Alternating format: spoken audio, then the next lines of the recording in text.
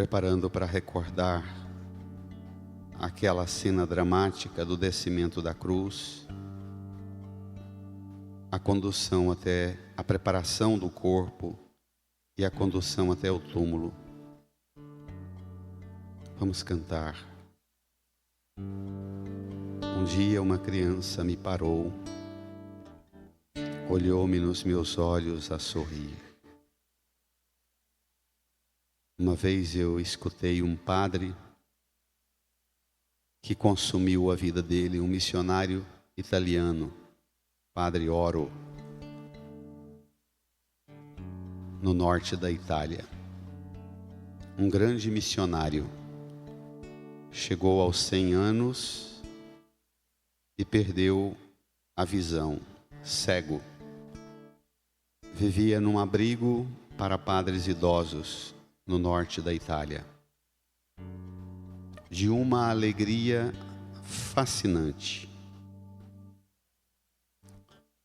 E ele gostava de dizer que ele veio para o Brasil ser missionário, consumiu a vida dele por causa do Evangelho, e o que ele mais gostava de cantar aqui no Brasil, que mais encantava ele, era como as pessoas simples, os mais humildes, cantavam essa música do Padre Zezinho, Amar como Jesus amou, e como as crianças cantavam entusiasmadas. E a segunda música que ele mais gostava era o do Parabéns para Você, que ele dizia: nenhum lugar no mundo, no meio dos mais simples, se tem a mesma alegria para cantar parabéns para você, para os outros, e amar como Jesus amou. E ele fazia uma nota: a gente precisa criar coragem de dizer para as crianças que aprendem a cantar, amar como Jesus amou, pensar como Jesus pensou, que isso pode ser perigoso para elas. Muitos santos e mártires perderam a vida porque arriscaram amar como Jesus amou, pensar como Jesus pensou. Nós vimos ontem Pedro com a dificuldade de pensar como Jesus pensa. Nós vimos Judas com a dificuldade de aceitar que Jesus pensasse do jeito que ele pensasse. Judas preferiu vendê-lo por 30 moedas do que pensar como Jesus pensou. Porque para pensar como Jesus, para amar como Jesus, para sonhar como Jesus, para viver como Jesus, tem que desmantelar muita coisa na vida da gente, e às vezes causa um desconforto enorme para o mundo. Então, contemplando a cruz, ainda nesse clima, preparando para recordar o sepultamento, cantemos.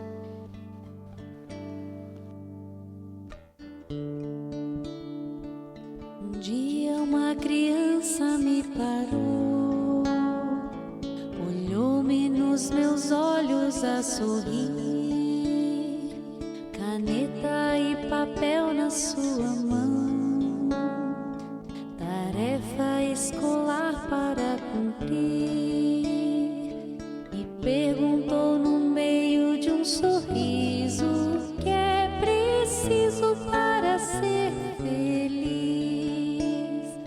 Amar como Jesus amou, sonhar como Jesus sonhou, pensar como Jesus pensou, viver como Jesus viveu, sentir o que Jesus sentia, sorrir como Jesus sorria, e ao chegar ao fim do dia, sei que eu dormiria muito mais feliz.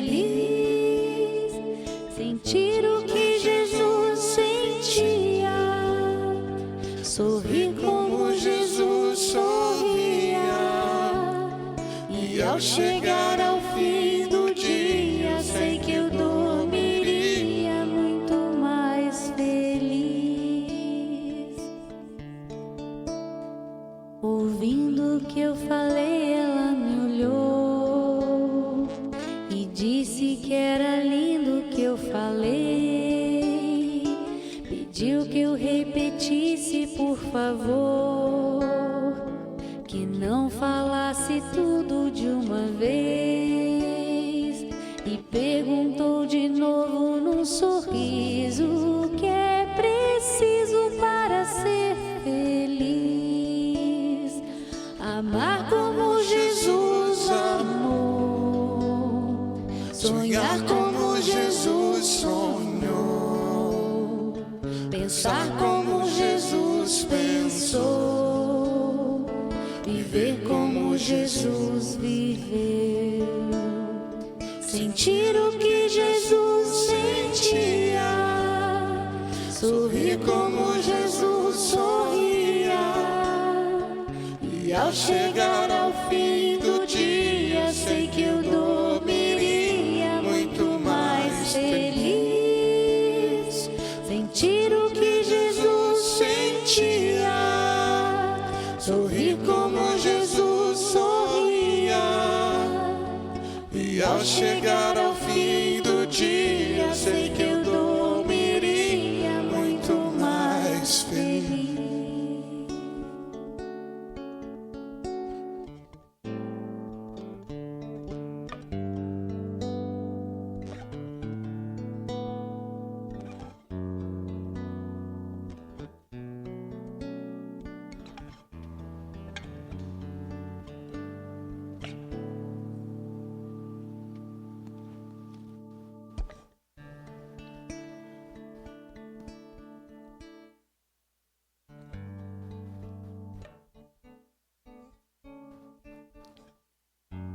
Perto da cruz de Jesus estavam de pé a sua mãe, a irmã da sua mãe, Maria de Cleofas, e Maria Madalena. Jesus, ao ver sua mãe e ao lado dela o discípulo que ele amava, disse à mãe: mulher, este é o teu filho. Depois disse ao discípulo: esta é a tua mãe. Dessa hora em diante, o discípulo a acolheu consigo.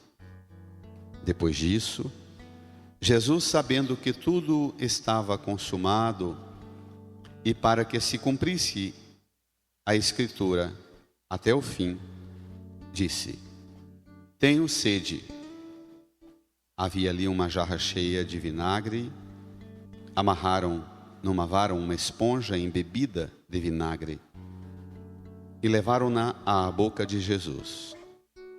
Ele tomou o vinagre e disse: tudo está consumado. E, inclinando a cabeça, entregou o seu espírito. Era o dia da preparação para a Páscoa.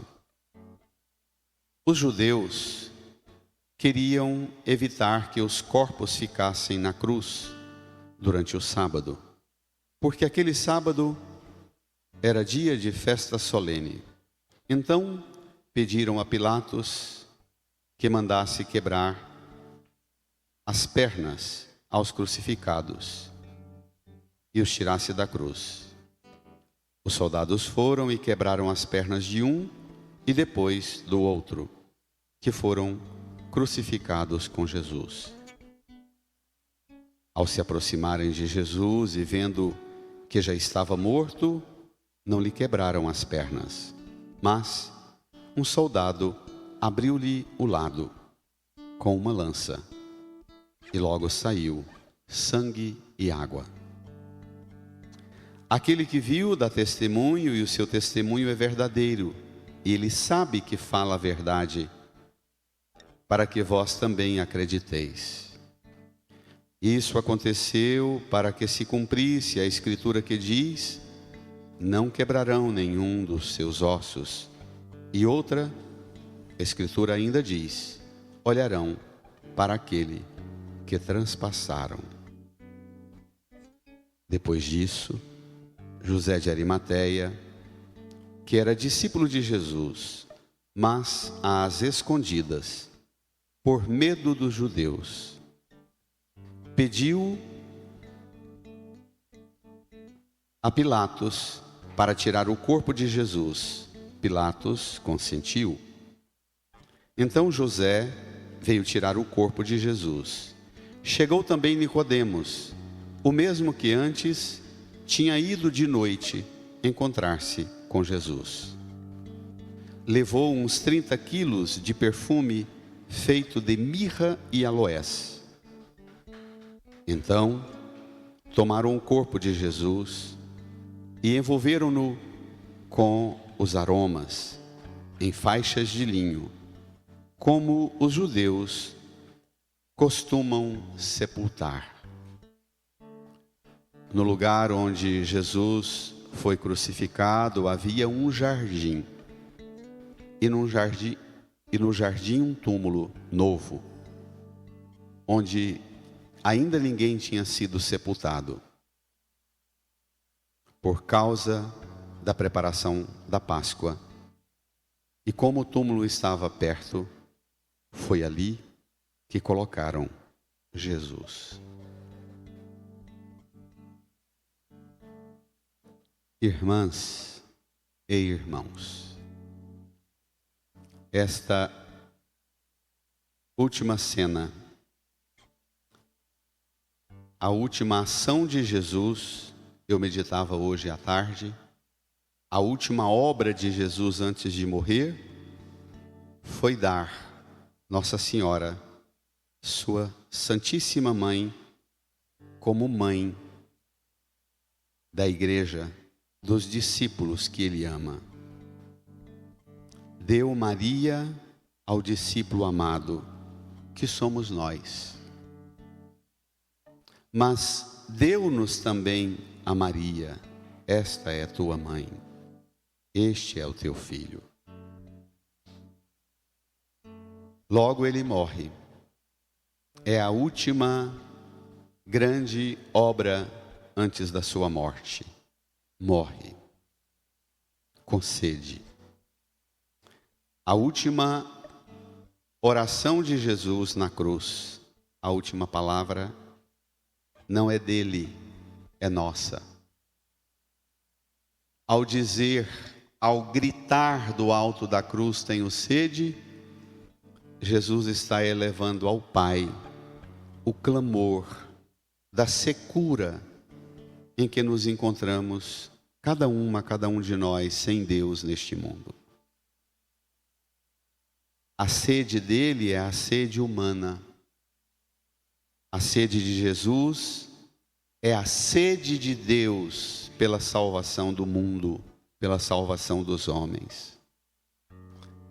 E nós precisamos, amanhã à noite, na Páscoa e no domingo, aproximar da fonte que é Cristo, que se revelará verdadeira fonte, manancial da água da vida eterna, a única fonte capaz de cessar a secura da sede de nossa alma longe de Deus.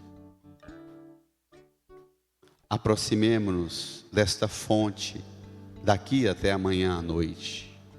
Rezemos e supliquemos ao Senhor que saibamos quais são nossas securas e nossas sedes, para que possamos vencer este pavor, este tormento, porque às vezes está tudo tão bem na saúde do corpo, mas a mente está aflita e a gente diz, eu não sei o que está acontecendo comigo, não estou bem.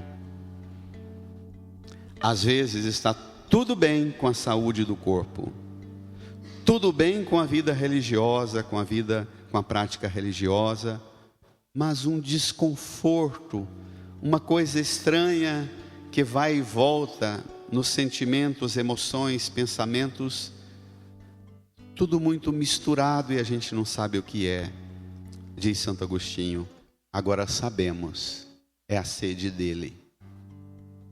Isso que nós dizemos, estou com um mal-estar, com uma coisa estranha. Nossa herança mineira com um trem e não sei o que é. Esse trem tem nome, é sede de Deus.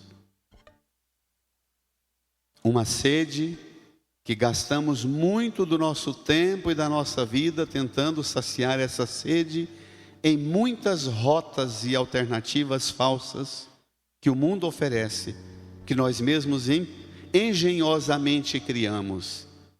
Gastamos muito de nós, da saúde, do tempo, dos esforços, dos recursos, para depois descobrir, também não era disso que eu tinha sede.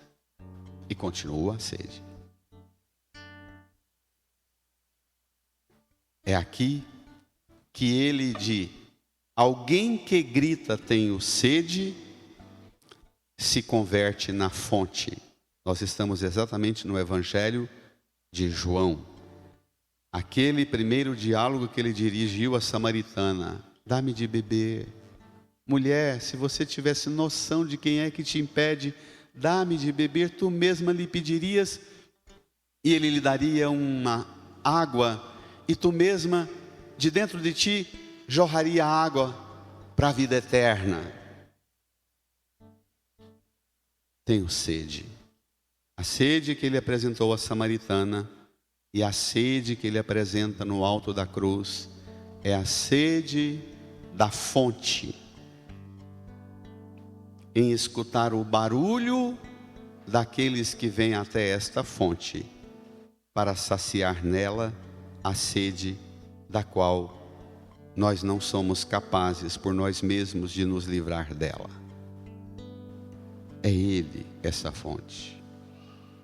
Por isso, era dia de preparação para a Páscoa. Os judeus queriam limpar o cenário, tirar os crucificados da cruz, Jesus e os dois ladrões. Reconhecem a autoridade de Pilatos para lidar até com o corpo dos mortos. Pedem uma autorização bizarra. Permita-nos quebrar as pernas. Para não parecer um esquema de uma milícia infiltrada dentro do cenário para fazer escapulir criminosos perigosos.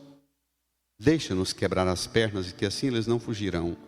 A exaustão que se encontram na cruz, ao quebrar-lhe as pernas eram o último recurso do crucificado, que no tormento da dor dos pés pregados com os cravos na cruz, ele apoiava os ossos no ferro do cravo e morreria a qualquer hora de dor, mas seguraria, porque se soltasse o corpo, o peso do corpo pesaria sobre o pulmão e ele morreria asfixiado rapidamente. Então quebrar a perna é tirar o último dos recursos dos crucificados. Quebra-lhes a perna, que eles soltam o corpo. Nós não os matamos, eles morreram asfixiados, como enforcados.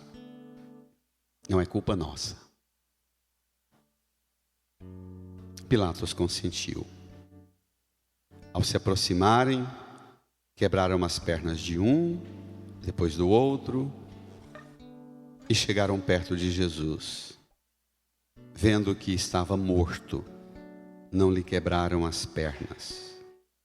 Mas um soldado abriu-lhe o lado com uma lança e logo saiu sangue e água. A sede virou fonte. Não mais fonte da sede supérflua que nos envolve e nos conduz.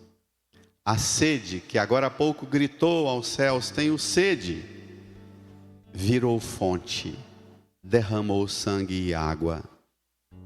O sangue da Eucaristia, que em 2000 anos esta fonte nunca cessou de jorrar, o cálice para a nossa salvação, o cálice da nova e eterna aliança que é dado por vós e por todos para a remissão dos pecados. A sede de perdão dos pecados. Ele é a fonte de perdão dos pecados.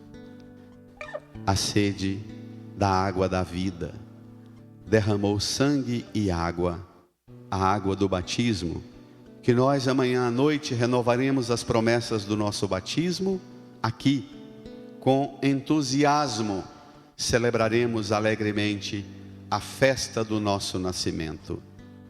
Diz Santo Agostinho que amanhã à noite, passando diante da cruz, nós olharemos para o lado dele traspassado pela lança, e do lado dele nós olharemos e apontaremos e diremos para os outros: ali eu nasci. O que era para o judeu a honra de ser cidadão israelita e de preferência ter nascido em Jerusalém, o Salmo diz: Jerusalém, em ti todo homem nasceu. Aquele salmo prefigura, diz Santo Agostinho, que a partir de Cristo, Jerusalém, no escopo da montanha elevada de Sião, lá todos nascemos, porque nascemos das águas do batismo. Enxertados nele, galinhos de oliveira selvagem, enxertados nesse lado atravessado, para saciar nossa sede que nos atormenta tanto. Sangue da Eucaristia, água do batismo. Isto se cumpriu para que se cumprisse a Escritura que diz: não quebrarão nenhum dos seus ossos. E outra ainda diz: olharão para aquele que transpassaram. Olharão para aquele que transpassaram, apontarão e dirão: ali eu nasci. Aprenda a fazer isso com as crianças. Aprenda a libertar as crianças do medo, do sofrimento e da cruz. Aprenda a colocar o dedinho das crianças aqui e dizer: aqui você nasceu. Vocês mães, põe a mão no ventre, no útero e diz: daqui você nasceu fisicamente, mas para a vida eterna, para a vida espiritual, foi daqui que você nasceu. Aqui é nossa fonte. A sede, portanto, grita, vinde à fonte, vinde, comei e bebei sem pagar, vinde à fonte, saciai-vos, alegrai-vos, inebriai-vos das alegrias eternas, diz o Cântico dos Cânticos. Este caminho, ele às vezes custa muito para a gente. José de Arimateia, que era discípulo de Jesus, mas às escondidas, por medo dos judeus, pediu a Pilatos para tirar o corpo de Jesus. Pilatos consentiu. Ele veio no final da tarde de sexta-feira para tirar-lhe o corpo. Chegou também Nicodemos, o mesmo que antes tinha ido de noite encontrar-se com Jesus. Levou uns 30 quilos de perfume feito de mirra e aloés. Tomaram o corpo de Jesus e envolveram-no com os aromas, em faixa de linho, como os judeus costumam sepultar. Queria que cada um de nós olhássemos hoje para Nicodemos e José de Arimateia, dois que ficaram encantados com Jesus. Um até ia ter com Jesus, mas às escondidas, para não se expor e não perder a fama de bom judeu diante dos judeus.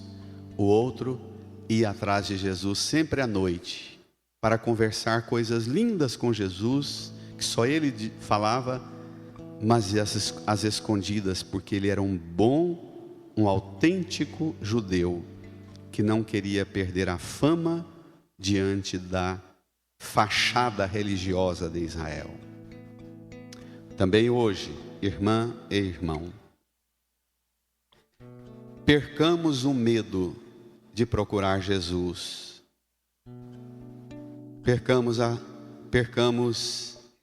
vergonha de dizer que precisamos dele como fonte para a nossa vida. Percamos o medo de anunciar para nós mesmos, para nossa casa, que nós necessitamos dessa fonte e que ainda que nós tenhamos 1000 desculpas para não ir até ela, fugindo dela, como José de Arimateia temia encontrá-lo de dia e que Jesus desse-lhe um abraço e dissesse: meu amigo, e Nicodemos também. Agora eles, diante do sol da tarde, que batia do lado poente para o lado do Calvário, batia e refletia o regalo do sol depois das 3 da tarde, de frente, como um canhão de luz, o sol, o astro, iluminando a luz. O astro da luz, iluminando a luz, para dizer para José de Arimateia e para Nicodemos: não tenham medo de encontrar com ele. Tudo que você perder com os outros, tudo você encontrará nele infinitamente muito mais. Tudo que você perder com os outros, diz Paulo, por causa dele eu perdi tudo e considero tudo como lixo. Tudo que você perder por causa dele é ganho. Até a vida. Até prestígio, fama, elogio, reconhecimento.